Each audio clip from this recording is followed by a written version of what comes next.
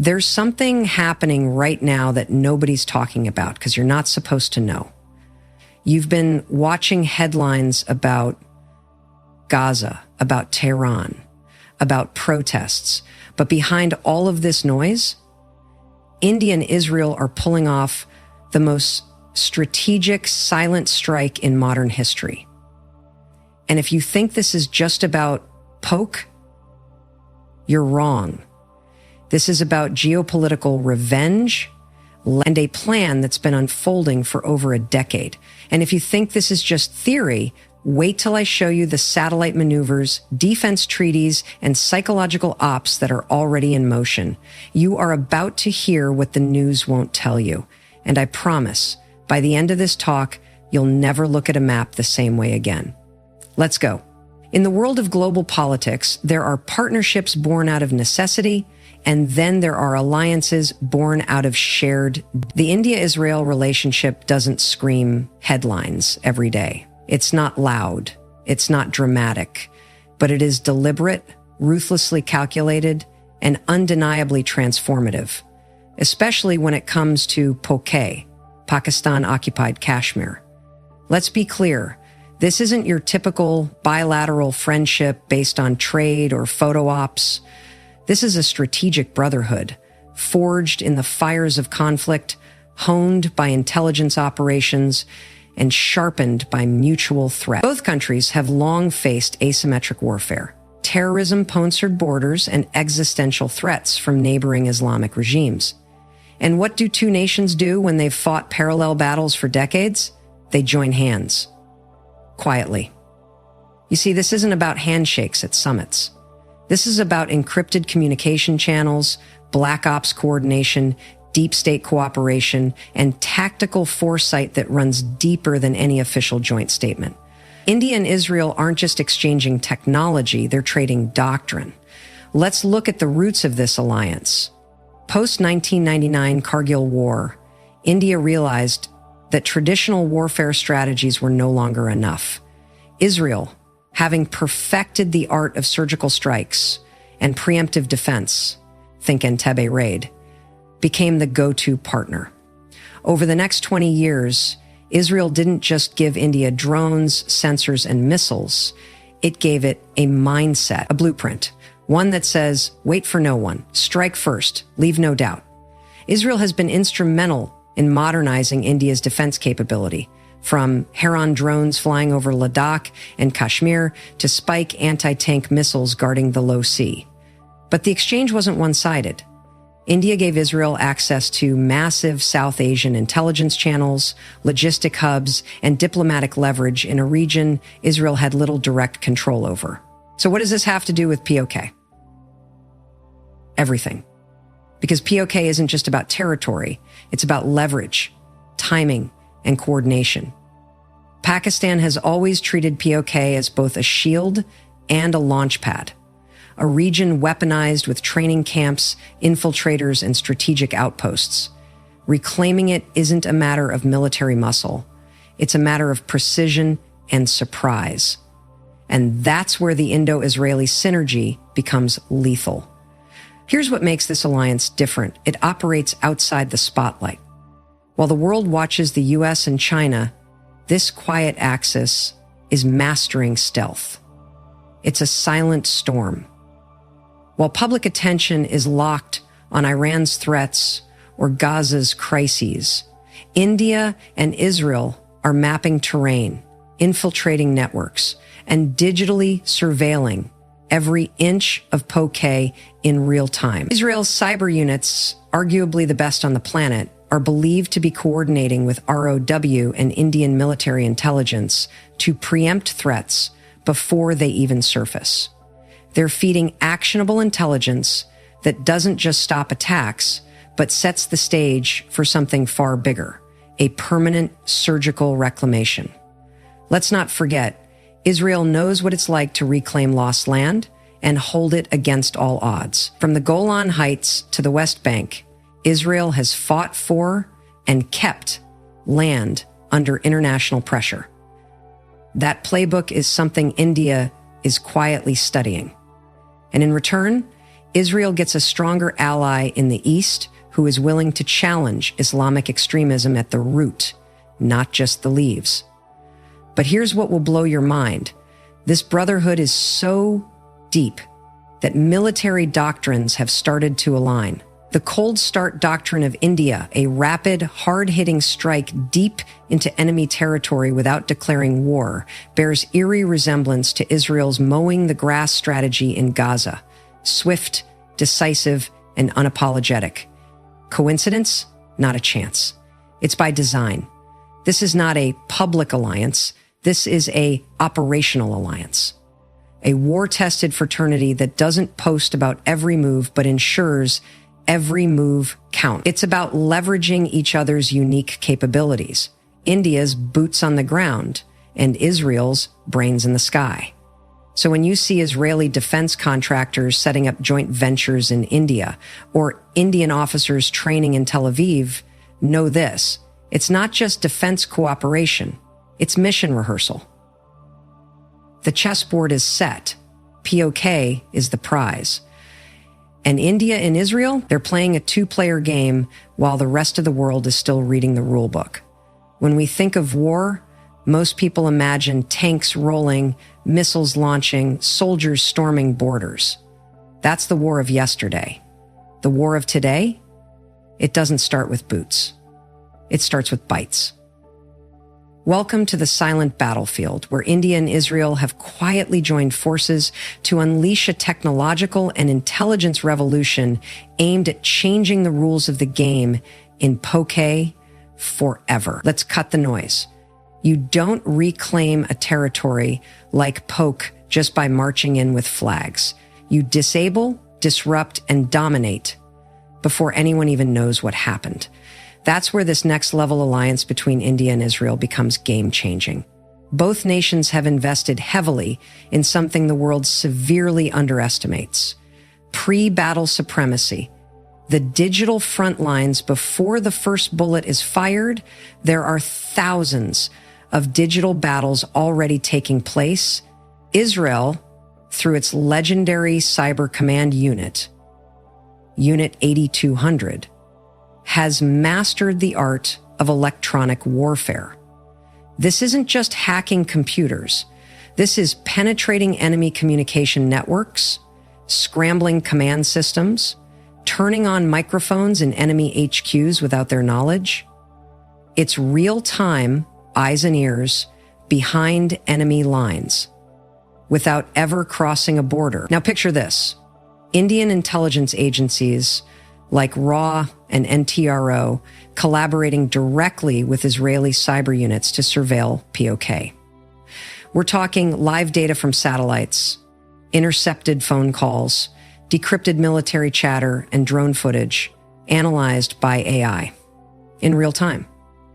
And it's already happening. In recent years, drone incursions over POK have skyrocketed, not for combat, but for data mapping.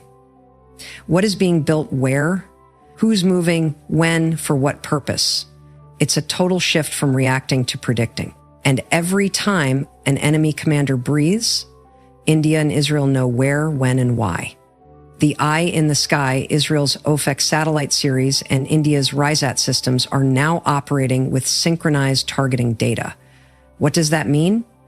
It means both countries can watch every inch of POK 24/7, even through cloud cover, even in pitch darkness.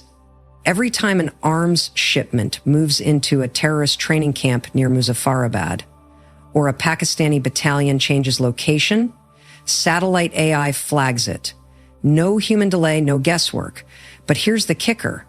Israel's real-time image recognition AI doesn't just show what's happening, it tells you what's about to happen.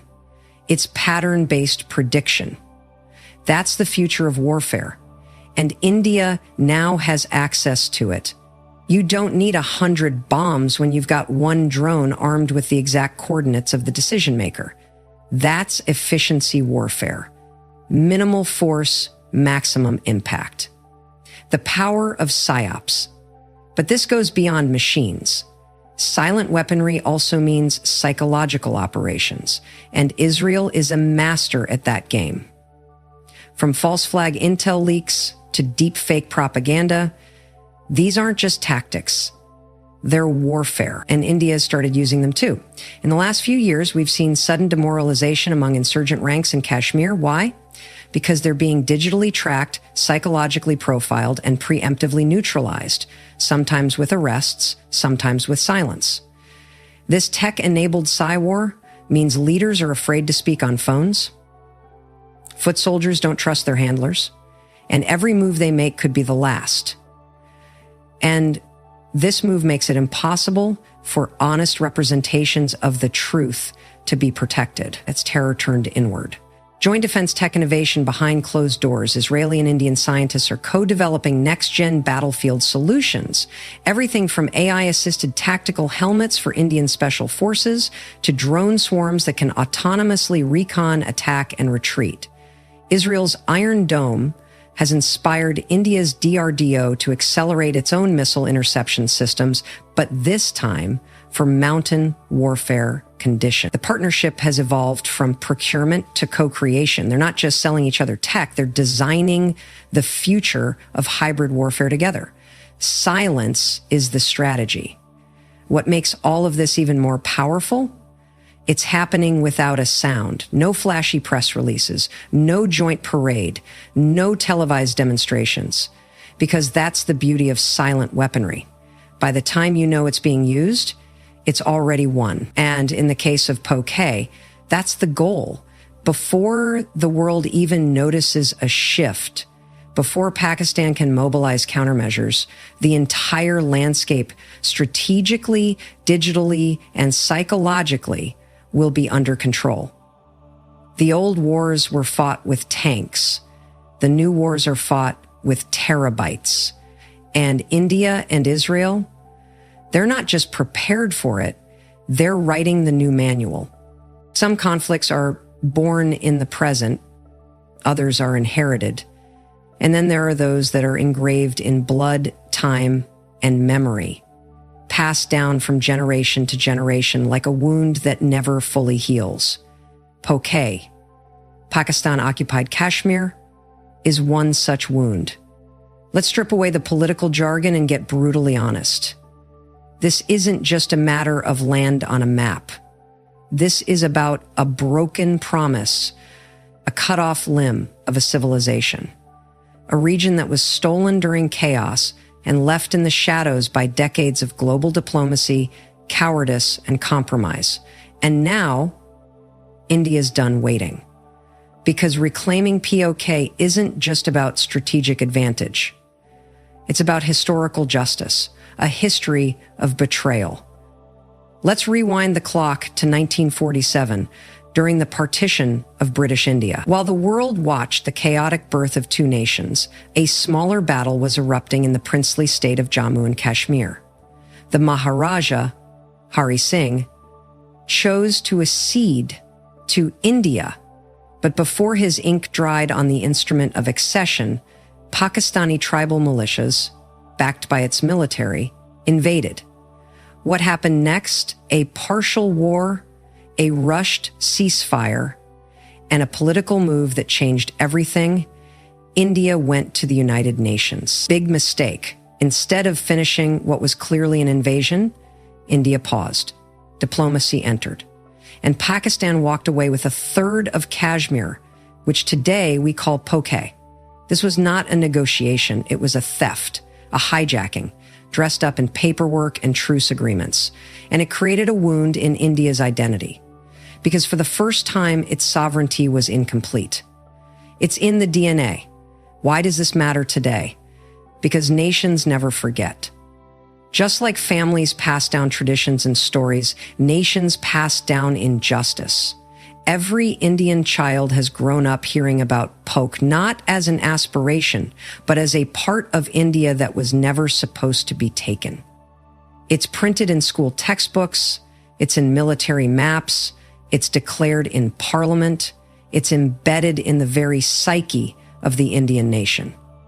This isn't a fringe narrative. This is official, constitutional, and ideological. And that means one thing. There is no expiry date on reclaiming what's rightfully yours. The lies of peace. For decades, the global community pressured India to talk, to cooperate, to de-escalate. Meanwhile, POK became a terror haven. Let's call it what it is. Pakistan didn't just occupy POK, it weaponized it. It became the launch pad for infiltration into Indian Kashmir, radicalization of youth, terror training camps run by state-backed proxies, cross-border attacks like Kargil and Pulwama. So ask yourself, how long does a country tolerate an open wound being turned into a weapon? Reclaiming POK is not an act of aggression. It's self-defense through history, from symbol to strategy. But here's where things have changed. For years, reclaiming POK was seen as symbolic, a dream. Not anymore. The Indian government has made it clear. Article 370 is gone. The map is being redrawn, first legally, then psychologically, and now perhaps physically. And who's helping write this strategy? Israel. Because Israel understands this better than anyone. They've lived this. Jerusalem, the Golan Heights, Gaza. Each of these battles was born in history. And like India, Israel doesn't just fight for safety. It fights for memory. The moral high ground. Let's make something crystal clear. Reclaiming POK is not just a military goal. It's a moral obligation. For the families of soldiers who died in 1947, 1965, 1999, for the Kashmiri Pandits driven out of their ancestral land, for the generations of Indians told to accept what was stolen, for the people still living in POK, under repression, surveillance, and silence. Justice delayed is still justice. And history, no matter how long it sleeps, never forgets who betrayed it. The clock is ticking. We're not talking about an emotional outburst. We're talking about a long-delayed course correction that has finally found its clarity. India has the military strength. India has the international alliances. India has the technological edge. And now, India has the political will. Add to that Israel's surgical expertise and preemptive tactics, and the question isn't if POK will be reclaimed, it's when. War in the 21st century doesn't always come with a warning. There are no declarations, no flags raised, no dramatic speeches. Sometimes, war begins with a handshake, and sometimes the most dangerous strike is the one that happens while everyone's looking the other way. This is the story of how India and Israel are moving toward a potential reclamation of Pakistan-occupied Kashmir. Not with chest-thumping bravado, but with a mix of high-stakes diplomacy and low-visibility precision tactics that could shock the world when it finally erupts. The art of distraction. Let's get this straight. Geopolitical moves of this scale don't happen in broad daylight. They happen under layers of misdirection. While the world is glued to headlines about Gaza, Ukraine, Taiwan, or Iran, India and Israel are playing a different game, a quiet endgame. The noise elsewhere is not a coincidence. It's a calculated distraction. Remember this. While Israel is under global scrutiny for its actions in Gaza, while India projects itself as a stabilizing force in Asia, both are preparing for operations that need maximum silence and minimal resistance. This is what we call diplomatic cover, a cloak of international engagement, humanitarian optics, and public restraint that hides the tactical thunder building behind the scenes. The smoke of peace talks India and Pakistan are not currently at war. There are no full-scale military standoffs, but don't be fooled. Diplomatic silence is not peace. It's a calculated pause, and during this pause, something extraordinary is happening. Defensive installations are being upgraded On the Indian side, joint Israeli-Indian cyber drills are testing digital lockdown capabilities. Special Forces training is quietly escalating in terrain that mirrors POK. Surveillance drones and AI mapping are charting infiltration routes in real time. And all of this is happening without a single press release. Diplomacy in this context is the perfect decoy. While world leaders talk about climate, trade, and peace, a tactical plan is maturing in total silence. India and Israel, the unseen axis. The brilliance of this alliance lies in its complementary silence.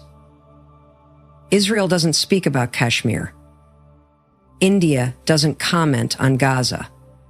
Both stay out of each other's high-profile conflicts, publicly. But behind the scenes, the coordination is razor sharp. Israel provides the tools, cyber weapons, AI-based battlefield simulation, satellite intelligence, drones with real-time terrain assessment. India provides the terrain, manpower, and moral justification, historical mandate over POK ground-level familiarity, local intelligence networks. This is not just cooperation. This is a symbiotic strike strategy.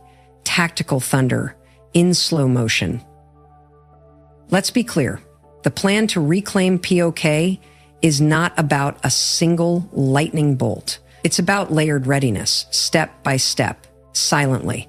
Phase 1, data domination. India, with Israeli tech, has already mapped critical assets inside POK. From army outposts to terror camps, from roads to tunnels. They know the terrain better than the people living there. Phase 2, network penetration, telecom signals, defense communications, and even surveillance camera grids inside POK are now vulnerable to remote jamming, interception, or redirection. Phase 3, pre-strike disabling when the operation begins, whenever it happens. Expect no warning. Expect a communications blackout, air defense scramble, and logistics chaos inside enemy camps. Why? Because their systems will be pre-disabled using silent cyber weapons. Phase 4, swift surgical advance. This isn't about waving flags and marching columns. This is about parachutes, drone strikes, and commando raids targeting high-value installations while the enemy is still confused and uncoordinated. Jogo deniability. Why hasn't the world reacted? Because there's no proof. No headlines, no military buildup on camera. Everything India and Israel are doing is within the framework of defensive modernization and counter-terror strategy. Perfectly legal, completely justifiable. And that's the genius. By the time the world realizes what's happening, it will be too late to interfere. The storm under the silence. People expect war to be loud. But the most effective operations begin in total silence until the strike hits and the world asks, how did we not see this coming? Because that's the point. Diplomacy is the smoke. Tactical thunder is the fire. And right now, while the world sees diplomacy, India and Israel are preparing a lightning strike that could redefine South Asia forever. If you want to pull off a high-stakes operation, one that shakes borders, rewrites maps, and challenges decades of status quo, you don't need permission, you need distraction. In the game of geopolitics, timing is everything. And India and Israel, two nations with legendary patience and precision, know this better than anyone. They're not waiting for the world to approve. They're waiting for the world to look somewhere else. And that moment, it's not coming. It's already here. Chaos on the global stage. Let's look at the world right now. Russia versus Ukraine. Still raging. Western attention completely absorbed. Gaza war. Israel under constant international scrutiny. UN sessions. Protests worldwide. China versus Taiwan. Flashpoints growing. US heavily involved in deterrence. Iran's nuclear program. The West is on high alert. Sudan, Yemen, Congo. Ongoing conflicts draining humanitarian focus. U.S. election year. America's distracted by internal polarization and political warfare. The world isn't just distracted. It's drowning in its own crises. This is the perfect geopolitical blind spot. And what happens in blind spots? Shadow operations, silent shifts, tactical advances. The power of invisibility. The best operations are those you never see coming. And the best way to make sure no one notices your move is by making them believe something bigger is happening elsewhere. Israel has mastered this tactic. While the world screams about Gaza, it quietly conducts high-value operations in Syria, Lebanon, and Iran, without ever making the front page.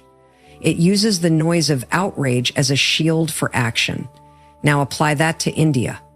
If you try and take your finger off them, they punch the wall bigger to make your borders. It's when you're afraid that someone else is doomed. While international media focuses on India's global trade ambitions, its diplomatic partnerships, and its space exploration programs, something else is brewing beneath the surface. Military assets are being repositioned quietly. Commandos are being retrained for cross-border precision ops. Specialized drone fleets are being tested for mountain terrain dominance. And the world? Busy watching Gaza, Ukraine, and TikTok bans. That's the distraction play in full effect. Distraction isn't a coincidence. It's a strategy. What most people don't realize is this. Distractions aren't accidents. They are engineered. They're allowed, amplified, and timed for one reason: to create space for action elsewhere. India and Israel have carefully learned from decades of U.S. covert operations. They understand that a window for offensive action doesn't open when the enemy is weak. It opens when the world isn't watching. And right now, the eyes of the world are elsewhere. That's not an opportunity. That's a countdown. Timing is everything. Look at the timeline. After India revoked Article 370 and reorganized Jammu and Kashmir, it faced heavy scrutiny. But that spotlight faded within months.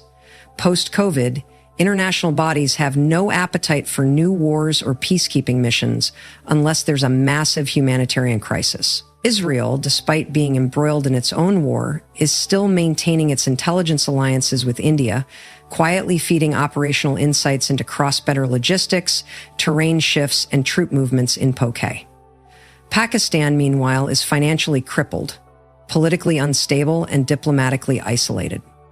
What does that mean? Perfect storm. Pakistan can't rally international support. The UN is overbooked, China is focused on Taiwan, and NATO is exhausted in Ukraine. This is the moment history waits for. When conditions align so perfectly, the enemy never sees it coming. The silent green light. No international body will officially give the green light to reclaim POK. But that's the beauty of the distraction play. You don't need a green light when no one is looking. This is where the genius of this India-Israel strategy becomes crystal clear. The diplomats keep smiling. The news cycle keeps spinning. The enemies stay reactive. And then, bam! A coordinated, silent offensive begins, backed by months or years of preparation, while the rest of the world is still arguing about Gaza or gas prices. The final act of distraction. If and when this operation moves from intelligence gathering to military execution, expect it to be swift, surgical, contained, and complete before the world fully understands what just happened. Because that's the point of a perfect distraction. By the time they look back, the map has already changed. And all they'll be left with is headlines that say, India reclaims POK in a historic, unopposed offensive. Every nation has a moment that defines it, not just for the people living in it today, but for the generations who will read about it tomorrow. For the United States, it was the landing on the moon. For Israel, it was the reclaiming of Jerusalem. For Germany, it was the fall of the Berlin Wall. For India, it's coming, and its name is POK. This isn't just another military campaign. It's a legacy move. The kind of moment where history pauses, rewrites itself, and never looks the same again. It's earned, let's be brutally honest. India is no longer the hesitant, post-colonial state it once was. It's now a rising technological giant, a nuclear power, and a spacefaring democracy. But there's still something unfinished in its story, something left behind in the chaos of 1947. POK is the scar that every Indian government, every military chief, and every generation has carried. Quietly, sometimes angrily, always painfully. The difference today?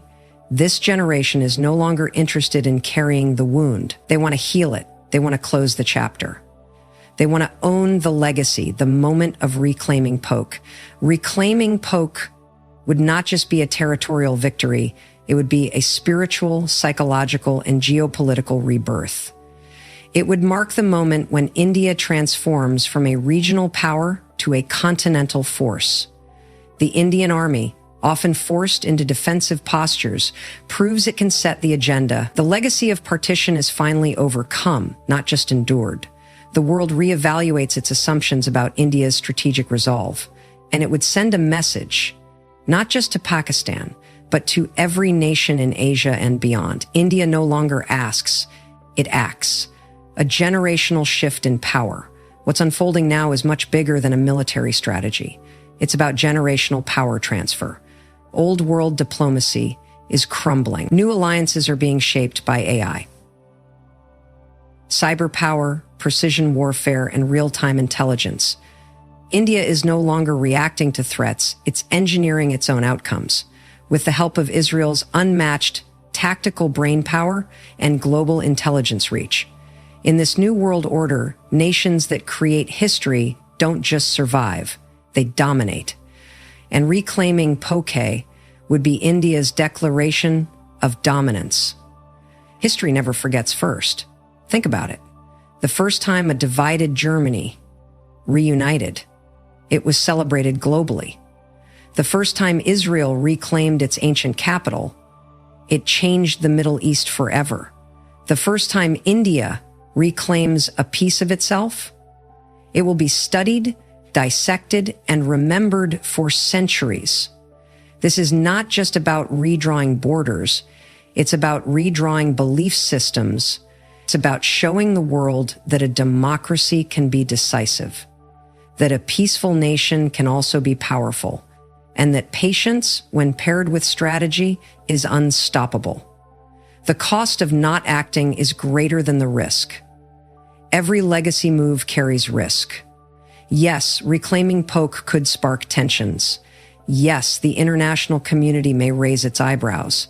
Yes, enemies will retaliate with propaganda, cyber attacks, maybe even proxy warfare. But let's be crystal clear.